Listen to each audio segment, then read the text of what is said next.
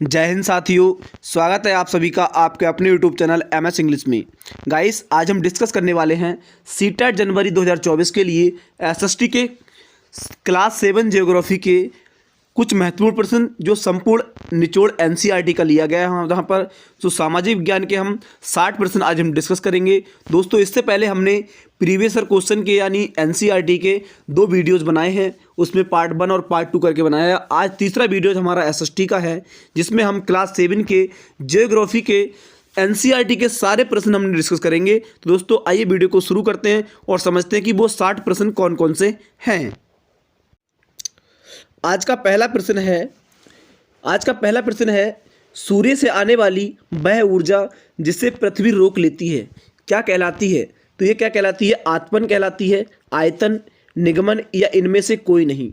तो ये इसका राइट आंसर हो जाएगा आतपन। सूर्य से आने वाली वह ऊर्जा जिसे पृथ्वी रोक लेती है वो आतपन कहलाती है। ऑप्शन ए बिल्कुल राइट आंसर हो जाएगा। अगला प्रश्न है नंबर 2 है वर्षण के दूसरे रूप कौन से हैं? देखिए, थोड़ा स्पीड से करेंगे इसको। वर्षण के दूसरे रेप कौन से हैं? तो हिम, सहिम, वृष्टि या ओला। तो यहाँ पर देखिए तीनों क्या ही वर्षण के रूप हैं, इसलिए ऑप्शन चौथा बिल्कुल राइट आंसर होएगा, ये सभी। अगला देखेंगे, अगला प्रश्न है आर्द्र दिन में क्या होता है? देखिए, आर्द्र दिन में क्या होता है? तो आर्द्र दिन में कपड़े सूखने में काफ़ी समय लगता है, हमारे शरीर से पसीना आसानी से नहीं सूखता, हम असहज महसूस करते हैं। तो आर्द्र दिन की बात हो रही है, तो यहाँ पर ये सभी राइट है, तो ऑप्शन 4 हमारा बिल्कुल राइट आंसर हो जाएगा।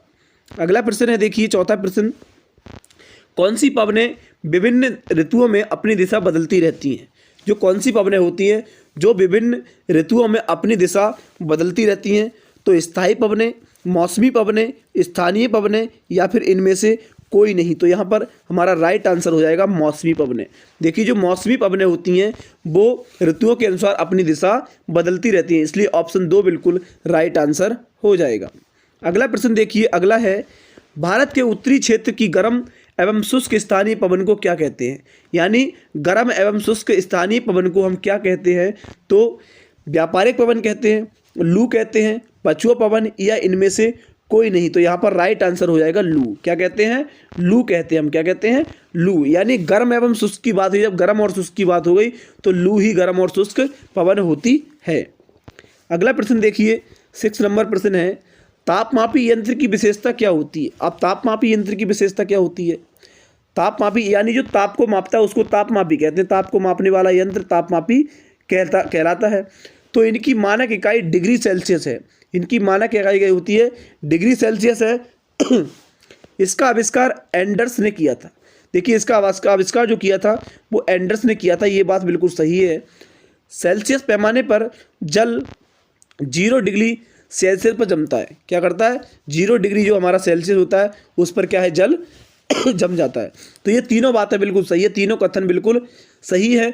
तो यहाँ पर चौथा ऑप्शन बिल्कुल राइट हो जाएगा, ये सभी। अब देखिए, यहाँ पर कथन वाला प्रश्न आ जाता तो कथन में आपके सभी के सामने कथन दिए हुए होते, तो इसमें एक कथन इनमें से तीनों में से दिया होता तो पूछता कि इसका विशेषता कौन सी है। तो इनमें से कोई सा भी कथन आपको सामने मिलता तो वो राइट आंसर हो जाता है, इसलिए ये सभी। अगला प्रश्न देखिए, अगला प्रश्न है मध्यमंडल की विशेषता क्या है? मध्यमंडल की विशेषता क्या है? अब देखिए, हमारा मध्यमंडल क्या है? तीसरा स्तर है। क्या है? वायुमंडल का हमारा तीसरा स्तर है मध्यमंडल। पहले क्षोभ मंडल, फिर समताप मंडल, उसके बाद मध्यमंडल आता है। अब देखिए, समझते हैं, ये वायुमंडल की तीसरी परत है, ये बात बिल्कुल सही है। ये वायुमंडल क्या है? तीसरी परत है, ये बात बिल्कुल सही है। ये लगभग 80 किलोमीटर ऊंचाई तक फैली है। ये लगभग क्या है? 80 किलोमीटर ऊंचाई तक फैली है, ये बात भी बिल्कुल राइट बात है। तो अंतरिक्ष में प्रवेश करने वाले उल्कापिंड इस परत में आने पर जल जाते हैं। तो ये तीनों बातें बिल्कुल मध्यमंडल की विशेषता हैं, इसलिए ऑप्शन 4 हमारा बिल्कुल राइट आंसर हो जाएगा, उपरोक्त सभी। देखिए, अगला प्रश्न समझते हैं। अगला हमारा प्रश्न है कौन सी गैस की परत सूर्य से आने वाली हानिकारक गैसों से हमारी रक्षा करती है? तो सूर्य से आने वाली हानिकारक गैसों से हमारी रक्षा करती है, तो वो कौन सी परत है? ओजोन गैस है या नाइट्रोजन है, सल्फर डाइऑक्साइड या कार्बन मोनोऑक्साइड? तो यहाँ पर हमारी जो सूर्य की किरणों से हमारी रक्षा जो करती है वो करती है ओजोन गैस, यानी ओजोन परत। यहाँ पर ओजोन गैस की जगह ओजोन परत होना चाहिए। क्या हो जाना चाहिए? ओजोन परत होना चाहिए। तो ये हमारी हानिकारक गैसों से रक्षा करती है। ओजोन का जो सूत्र होता है वो O3 होता है और ये समताप मंडल में पाई जाती है। किसमें पाई जाती है? समताप मंडल में पाई जाती है ओजोन गैस। अगला प्रश्न देखिए। अगला प्रश्न है, वायुमंडल की कौन सी परत हवाई जहाज उड़ाने के लिए आदर्श होती है? हवाई जहाज जिसमें उड़ता है वो कौन सी परत है? क्षोभ मंडल है, समताप मंडल, मध्य मंडल या फिर बहिर्मंडल? वो कौन सी परत है जिसमें हवाई जहाज को आसानी से उड़ाया जाता है? देखिए, क्षोभ मंडल में तो मौसम की सारी हमारी जो अवस्था होती हैं वो होती हैं, यानी बादल होते हैं, हवा होती है, मौसम की जितनी भी हमारी घटनाएं होती हैं वो क्षोभ मंडल के अंतर्गत आती हैं। तो समताप मंडल, इसका राइट आंसर हो जाएगा समताप मंडल। यानी समताप मंडल में हवाई जहाज उड़ाने के लिए आदर्श होती है, क्योंकि इसमें कुछ भी ऐसा नहीं होता है जो हवाई जहाज से टकरा सके। अगला देखिए। अगला है, क्षोभ मंडल वायुमंडल की सबसे महत्वपूर्ण परत क्यों है? क्षोभ मंडल वायुमंडल की सबसे महत्वपूर्ण परत क्यों है? तो हम इसी मंडल में मौजूद वायु में सांस लेते हैं, ये बात बिल्कुल सही है। मौसम की सभी घटनाएं इसी परत के अंदर होती हैं, ये बात भी बिल्कुल सही है। इसकी औसत ऊंचाई लगभग 13 किलोमीटर है, यानी 15 से 20 किलोमीटर है। इसकी ऊंचाई क्या है? 15 से 20 किलोमीटर इसकी ऊंचाई है। तो यहाँ पर 13 किलोमीटर दिया है, तो ये बात बिल्कुल सही है। तो ये हमारी तीनों बातें क्या है? क्षोभ मंडल की विशेषता है, इसलिए ये महत्वपूर्ण है। तो यहाँ पर राइट आंसर हो जाएगा उपरोक्त सभी। नेक्स्ट प्रश्न देखिए। नेक्स्ट प्रश्न है, हमारा वायुमंडल कितनी परतों में विभाजित है? देखिए, हम पहले ही बता चुके कि हमारा वायुमंडल 5 परतों में विभाजित है। किसमें? 5 परतों में विभाजित है। क्षोभ मंडल, समताप मंडल, मध्य मंडल, बहिर्मंडल और बाह्य वायुमंडल। अब देखिए, यहाँ पर हमारा राइट आंसर हो जाएगा 5। क्या हो जाएगा? 5। हमारा वायुमंडल 5 परतों में विभाजित है। अगला देखिए, पर्यावरण यानी एनवायरनमेंट शब्द की उत्पत्ति किस शब्द से हुई? तो एनवायरनमेंट शब्द की उत्पत्ति फ्रेंच के एनवायरनर से हुई थी। फ्रेंच के एनवायरनर से हुई थी। एनवायरनर से हुई थी। फ्रेंच के एनवायरनर शब्द से हुई थी। तो यहाँ पर राइट आंसर हो जाएगा पहला। अगला प्रश्न देखिए। अगला प्रश्न है, पर्यावरण के घटक कौन कौन से होते हैं?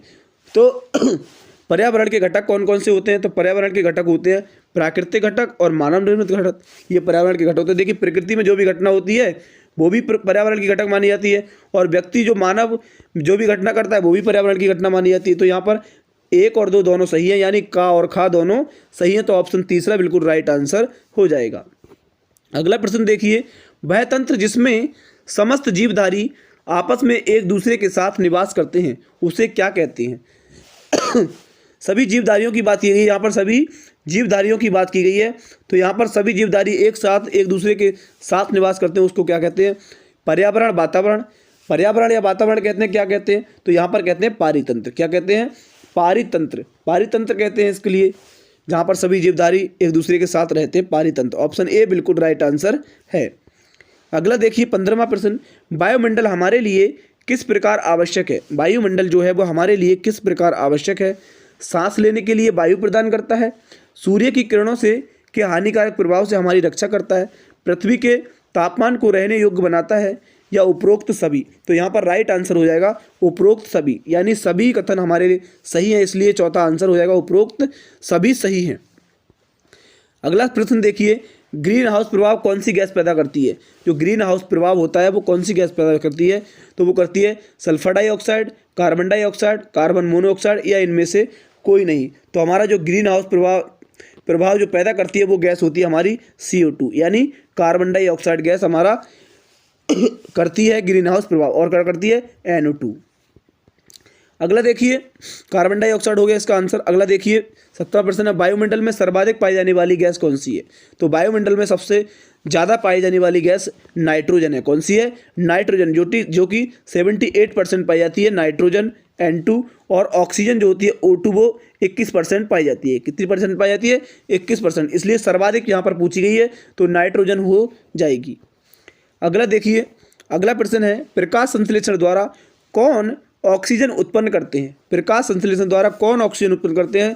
तो यहाँ पर मनुष्य तो करता नहीं है, पशु भी नहीं करते हैं, तो हरे पादप। तीसरा आंसर बिल्कुल राइट आंसर हो जाएगा। हमारे जो ग्रीन ट्री होती हैं, हरे वृक्ष होते हैं, वो हमारे लिए क्या करते हैं? ऑक्सीजन उत्पन्न करते हैं, और O2 हमसे मतलब CO2 हमसे ले लेते हैं, यानी कार्बन डाइऑक्साइड ले लेते हैं। अगला प्रश्न देखिए, हरे पादप अपने भोजन के रूप में किसका उपयोग करते हैं? जो हरे पादप होते हैं वो अपने भोजन के रूप में किसका प्रयोग करते हैं? तो वो करते हैं कार्बन डाइऑक्साइड का। किसका करते हैं? कार्बन डाइऑक्साइड का, जिसका सूत्र होता है CO2। अगला देखिए, अगला प्रश्न है, वस्तु विनिमय पद्धति का अर्थ क्या है? वस्तु विनिमय पद्धति का क्या अर्थ है? यानी वस्तु विनिमय पद्धति यानी वस्तु किसी से लेना या देना। वस्तु विनिमय का मतलब होता है किसी से वस्तु लेना या उसके बदले में देना। तो यहाँ पर ऑप्शन ए हो जाएगा अदला बदली का व्यापार, वस्तुओं का आयात, वस्तुओं का निर्यात या वस्तुओं का निर्माण। तो यहाँ पर राइट आंसर हो जाएगा अदला बदली का व्यापार। अगला प्रश्न देखिए, 21वां प्रश्न, पृथ्वी की कठोर परत, ऊपरी परत, ठोस परपट्टी क्या कहलाती है? तो पृथ्वी की कठोर ऊपरी परत, ठोस परपट्टी क्या कहलाती है? तो वो कहलाती है स्थल मंडल। क्या कहलाती है? स्थल मंडल। प्राकृतिक वातावरण, मानव निर्मित पर्यावरण या जैव मंडल। तो क्या कहलाती है? स्थल मंडल कहलाती है। ऑप्शन 3 बिल्कुल राइट आंसर है। अगला देखिए, जो भी स्टूडेंट विद्यार्थी चैनल पर पहली बार आए हो तो चैनल को सब्सक्राइब, लाइक, शेयर जरूर करें। अगला देखिए, अगला प्रश्न हमारा है, उच्च ताप एवं दाब के कारण कौन सी सेल कायांतरित सेल में परिवर्तित हो सकती है? तो कायांतरित सेल में कौन सी सेल परिवर्तित होती है? आग्नेय सेल, अपसादी सेल, दोनों सेल हैं या इनमें से कोई नहीं? तो यहाँ पर राइट आंसर हमारा हो जाएगा दोनों सेल हैं। क्या है? राइट आंसर हमारा हो जाएगा यहाँ पर दोनों सेल हैं। आग्नेय और अपसादी सेल हमारी कायांतरित सेल में परिवर्तित हो सकती है। देखिए, आग्नेय के लिए अग्नि सेल नहीं बोलते हैं। क्या बोलते हैं? अग्नि सेल नहीं बोलते हैं, आग्नेय सेल होता है, सेल होता है एक वो। इसलिए दोनों सेल है कायांतरित सेल में परिवर्तित हो सकती है। अगला प्रश्न देखिए, भूपर्वटी के नीचे से मेटल कितनी गहराई तक फैला हुआ है? तो भूपर्वटी के नीचे से मेटल जो हमारा होता है, मेंटल, वो कितनी गहराई तक फैला हुआ है? तो कितनी गहराई तक फैला हुआ है, ये हमारा राइट आंसर हो जाएगा कम से कम 2900 किलोमीटर। कितने? 2900 किलोमीटर गहराई तक फैला हुआ है। अगला देखिए, अगला प्रश्न है, महाद्वीपीय द्रव्यमान के मुख्य खनिज घटक और हैं क्या क्या है? सिलिका या एल्यूमिना, सिलिका या मैग्नीशियम, आयरन या निकेल या इनमें से कोई नहीं? तो यहाँ पर राइट आंसर हो जाएगा, द्रव्यमान के जो मुख्य खनिज घटक होते हैं वो होते हैं सिलिका और एल्यूमिना। ऑप्शन ए बिल्कुल राइट आंसर हो जाएगा, सिलिका और एल्यूमिना। ऐसा ही और क्या हो जाएगा? Al, एल्यूमिना, एल्यूमिनियम भी बोल सकते हैं इसके लिए। अगला देखिए, 25वां प्रश्न है, जब द्रवित मैग्मा ठंडा होकर ठोस हो जाता है तब इस प्रकार बने सेल को क्या कहते हैं? तो इस प्रकार बने सेल को हम क्या कहते हैं? तो समझते हैं, जब यानी द्रवित जो मैग्मा होता है, द्रवित मैग्मा होता है यानी पानी की तरह जो मैग्मा होता है, ठंडा होकर ठोस हो जाता है, तो इस प्रकार बने सेल को क्या कहते हैं? कायांतरित सेल कहते हैं, अपसादी सेल, आग्नेय सेल या जीवाश्म मुक्त सेल। तो यहाँ पर राइट आंसर हो जाएगा तीसरा, आग्नेय सेल कहते हैं। क्या कहते हैं? आग्नेय सेल कहते हैं। अगला प्रश्न देखिए, 26वां प्रश्न, निम्नलिखित कथनों में से कौन सा कथन असत्य है? यानी गलत कथन कौन सा है? यहाँ पर गलत कथन ढूंढना है आप सभी के लिए। तो यहाँ पर पढ़ते हैं, महाद्वीपीय परपट्टी सिलिका एवं एल्यूमिना जैसे खनिजों से बनी होती है। तो ये बात बिल्कुल सही है, महाद्वीपीय परपट्टी जो होती है सिलिका और एल्यूमिना से खनिजों से बनी होती है। नंबर 2 देखिए, महासागरीय परपट्टी सिलिका एवं आयरन से बनी होती है। तो आयरन से बनी नहीं होती है। तो यहाँ पर ये कथन क्या है? गलत है। पृथ्वी की सतह परपट्टी के नीचे मेंटल होता है, ये बात सही है, मेटल होती है नीचे वाली परत।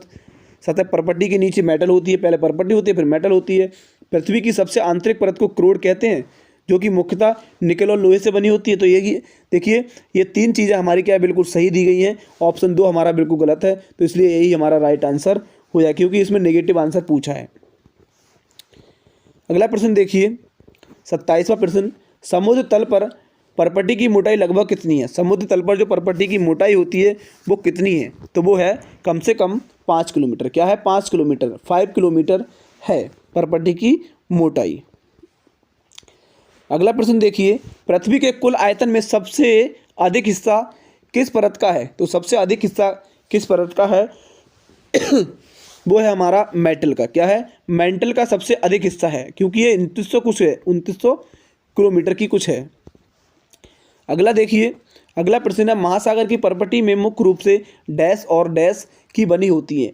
महासागर की जो परपट्टी होती है वो मुख्य रूप से किसकी बनी होती है? तो सिलिका और मैग्नीशियम की बनी होती है। परपट्टी क्या होती है? सिलिका और मैग्नीशियम की बनी होती है। और जो मेंटल हमारी होती है जो सिलिका और एल्यूमिना की बनी होती है, और आयरन और निकेल की हमारी क्रोड बनी होती है। अगला देखिए, अगला प्रश्न, पृथ्वी की त्रिज्या कितनी होती है? पृथ्वी की त्रिज्या जो होती है वो कितनी होती है? 30 का हमारा आंसर क्या होगा, कमेंट में बताइए आप सभी। 30 का आंसर हमारा क्या हो जाएगा, तो 30 का हमारा आंसर होगा ऑप्शन 2, क्या हो जाएगा 6071 किलोमीटर, 6371 किलोमीटर, सही है। 6371 किलोमीटर पृथ्वी की त्रिज्या है। अगला देखिए, नीचे दिए कथनों पर ध्यानपूर्वक पढ़िए और सही आंसर का जवाब दीजिए। पहला है, पृथ्वी की ऊपरी परत को पर्पटी कहते हैं तथा ये सबसे पतली है। महासागरीय पर्पटी की मोटाई महाद्वीपीय पर्पटी से अधिक है। उपरोक्त में से कौन सा कथन सही है, तो यहाँ पर राइट आंसर की बात करेंगे। देखिए यहाँ पर राइट आंसर जो हमारा हो जाएगा, पृथ्वी की ऊपरी परत को पर्पटी कहते हैं, ये बात बिल्कुल सही है और ये सबसे पतली परत है, तो ये हमारा राइट आंसर है। महासागरीय पर्पटी की मोटाई महाद्वीपीय पर्पटी मोटाई से अधिक होती है, ये बात गलत है, तो हमारा ऑप्शन हो जाएगा केवल एक हमारा राइट आंसर है, तो ऑप्शन ए बिल्कुल सही है। अगला प्रश्न देखिए, भारत में सबसे कम वर्षा कहाँ होती है, तो सबसे कम वर्षा भारत में कहाँ पर होती है, तो आप देखते हैं, आप बताइए आंसर क्या होती है। तो सबसे कम वर्षा कहाँ होती है, जैसलमेर में होती है। क्या होती है, जैसलमेर में। सबसे ज़्यादा वर्षा कहाँ होती है, सबसे ज़्यादा वर्षा कहाँ होती है, पहले चेरापूंजी में होती है, अब कहीं और होती है। चेरापूंजी में होती थी, अब देखिए सबसे कम होती है जैसलमेर में। अगला प्रश्न देखिए, पृथ्वी का गुरुत्वाकर्षण बल किस प्रकार आवश्यक है, तो पृथ्वी का गुरुत्वाकर्षण बल किस प्रकार आवश्यक है, तो ये चारों ओर वायुमंडल को थामे रखता है। सूर्य की झुलसाने वाली गर्मी एवं हानिकारक किरणों से हमारी रक्षा करता है। वायुमंडल में उपस्थित धूल कणों से बचाता है, ये सभी। तो यहाँ पर राइट आंसर की बात करेंगे, राइट आंसर हो जाएगा हमारा ये सभी। चारों बातें हमारी, तीनों बातें हमारी सही हैं, तो यहाँ पर ऑप्शन हमारा चौथा हो जाएगा सभी। अगला प्रश्न देखिए, पश्चिम दिशा से बहने आने वाली पवन को अन्य किस नाम से कहा जाता है। देखिए पश्चिम दिशा से जो पवनें हमारी बहकर आती हैं उनको किस नाम से जाना जाता है, तो उसको जाना जाता है पछुआ पवन के नाम से। किसके नाम से, पछुआ पवन के नाम से जाना जाता है, जो हमारी पश्चिम से हवा बहती है। तो ऑप्शन 2 हमारा बिल्कुल राइट आंसर हो जाएगा। अगला देखिए, वायु में मौजूद ताप एवं शीतलता के परिमाण को क्या कहते हैं, परिमाण को क्या कहते हैं। वायु में मौजूद ताप एवं शीतलता के परिमाण को क्या कहते हैं, तो यहाँ पर राइट आंसर होगा तापमान, आर्द्रता, आत्मन या इनमें से कोई नहीं। तो यहाँ पर राइट आंसर हो जाएगा तापमान। क्या हो जाएगा, तापमान। ऑप्शन ए बिल्कुल राइट आंसर है। शीतलता, ताप और शीतलता के क्या है, परिमाण हैं। अगला प्रश्न देखिए, अगला हमारा 36वां प्रश्न है, बहुत ही इंपॉर्टेंट प्रश्न है, ये परीक्षा में कई बार आ चुका है। विशाल लोयस निक्षेप कहाँ पाए जाते हैं, जो विशाल लोयस निक्षेप जो होते हैं वो कहाँ पाए जाते हैं। 36 का आंसर है चीन में। कहाँ पाए जाते हैं, चीन में। ऑप्शन ए बिल्कुल राइट आंसर है। भारत में भी नहीं पाए जाते, अफ्रीका में भी नहीं। लोयस निक्षेप जो पाए जाते हैं वो चीन में पाए जाते हैं। अगला प्रश्न देखिए, अमेरिका के कनाडा और संयुक्त राज्य अमेरिका की सीमा पर कौन कौन से जलप्रपात स्थित हैं। अमेरिका के कनाडा और संयुक्त राज्य अमेरिका की सीमा पर कौन कौन से जलप्रपात स्थित हैं। नियाग्रा, एंजेल, जाम्बिया या विक्टोरिया। तो यहाँ पर राइट आंसर हो जाएगा हमारा नियाग्रा। क्या है, नियाग्रा बिल्कुल राइट आंसर है। कनाडा और संयुक्त राज्य अमेरिका की सीमा पर स्थित है।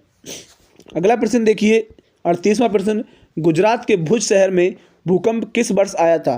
तो गुजरात के भुज शहर में जो भूकंप आया था वो किस वर्ष आया था, तो यहाँ पर राइट आंसर हमारा हो जाएगा 2001 में, यानी वर्ष 2001 में भूकंप आया था। ऑप्शन 2 बिल्कुल राइट आंसर है। अगला प्रश्न है देखिए, महाद्वीप और महासागर की सतह किस पर टिकी हुई हैं। तो महाद्वीप और महासागर की जो सतह हैं वो किस पर टिकी हुई हैं। स्थल मंडलीय प्लेटों पर, जल मंडलीय प्लेटों पर, या 1 और 2 दोनों, या इनमें से कोई नहीं। तो यहाँ पर जो राइट आंसर हो जाएगा हमारा पहला ऑप्शन बिल्कुल राइट आंसर हो जाएगा। स्थल मंडलीय प्लेटों पर हमारी जो महासागर की सतह है वो टिकी हुई हैं। ऑप्शन ए बिल्कुल राइट आंसर है। अगला प्रश्न देखिए, 40वां प्रश्न, छत्रक सेल कहाँ पाई जाती है। छत्रक सेल कैसे बनते हैं। छत्रक सेल बनते हैं पवनों के द्वारा। किसके द्वारा, हवाओं के द्वारा बनते हैं। जो तेज हवा आती है उसमें जो गोल चक्कर से बन जाते हैं वो छत्रक सेल होते हैं। क्या होते हैं, छत्रक सेल कहलाते हैं। वो हवाओं के द्वारा बनते हैं। वो सबसे ज़्यादा कहाँ पर पाई जाती है, छत्रक सेल कहाँ पाई जाती है, इसमें पूछा गया है। तो यहाँ पर हमारा राइट आंसर हो जाएगा, वो हो जाएगा रेगिस्तान में। देखिए रेतीले जो क्षेत्र होते हैं उसमें तेज़ी से जो हवा बहती है उसमें और गुम्बद सा बन जाता है, एक गुम्बद सा गोल गोल बन जाता है और बहुत तेज़ी से हवा बहती है, तो उसी को हम छत्रक सेल कहते हैं। अगला प्रश्न देखिए, अगला प्रश्न है, सबसे ऊंचा जलप्रपात कहाँ पर स्थित है? तो सबसे ऊंचा जो जलप्रपात है वो कहाँ स्थित है? एंजेल जलप्रपात जो दक्षिणी अमेरिका में है, विक्टोरिया जलप्रपात अफ्रीका में है, नियाग्रा संयुक्त राज्य अमेरिका में है, या उपरोक्त सभी? तो यहाँ पर सबसे ऊंचा जलप्रपात पूछा गया है, तो यहाँ पर राइट आंसर हो जाएगा ऑप्शन 1 एंजल जलप्रपात जो कि दक्षिण अमेरिका में स्थित है। ऑप्शन ए बिल्कुल राइट आंसर है। अगला प्रश्न है, देखिए, भूपर्पटी पर खुला एक ऐसा छिद्र जिससे पिघले हुए पदार्थ अचानक निकलते हैं और उसे क्या कहते हैं? देखिए, भूपर्पटी पर खुला एक ऐसा छिद्र जिससे पिघले हुए पदार्थ अचानक निकलते हैं और उसे क्या कहते हैं हम? तो उसको कहते हैं, देखिए, ज्वालामुखी। क्या कहते हैं? ज्वालामुखी कहते हैं। ऑप्शन 1 बिल्कुल राइट आंसर है। अगला प्रश्न देखिए, 43वां प्रश्न, पवन द्वारा बनाई गई भू आकृति कौन सी है? यानी हवाओं के द्वारा जो आकृति बनाई गई है वो कौन सी है? यहाँ पर समझते हैं, छत्रक शैल है, बालू टिब्बा, लोयस या उपरोक्त सभी। यहाँ पर राइट आंसर की बात करेंगे, राइट आंसर हो जाएगा उपरोक्त सभी। यानी छत्रक शैल भी बनते हैं, बालू टिब्बा, लोयस, ये सभी बनते हैं, भू आकृति बनती है। तो इसलिए ऑप्शन चौथा हमारा बिल्कुल राइट आंसर हो जाएगा।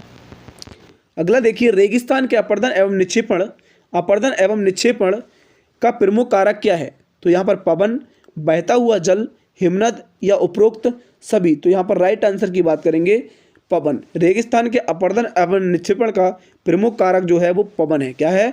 हवा है, पवन है। ऑप्शन ए बिल्कुल राइट आंसर है।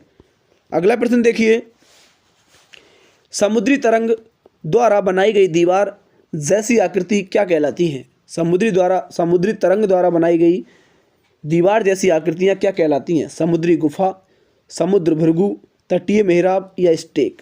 तो क्या कहलाती हैं वो? राइट आंसर की बात करेंगे स्टेक। क्या कहलाती हैं? स्टेक कहलाती हैं वो, स्टेक।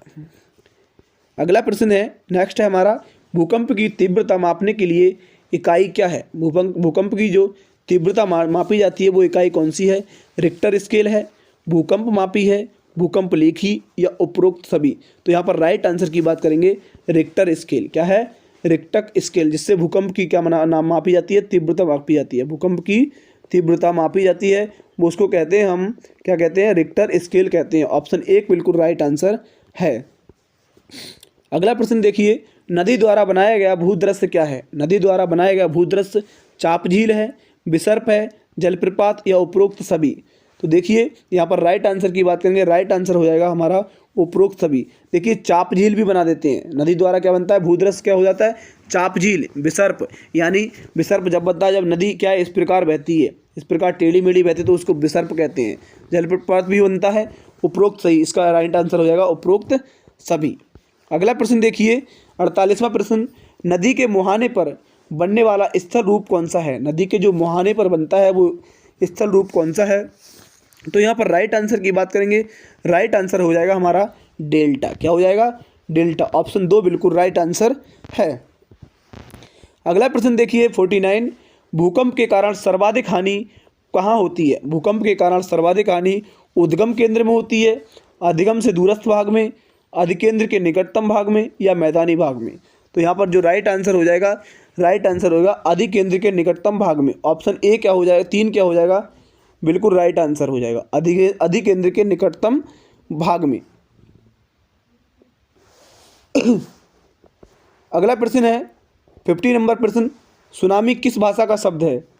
सुनामी किस भाषा का शब्द है? तो जापानी भाषा, लैटिन भाषा, चीनी भाषा या अरबी भाषा। तो यहाँ पर राइट आंसर की बात करेंगे, राइट आंसर हो जाएगा जापानी भाषा। किसका?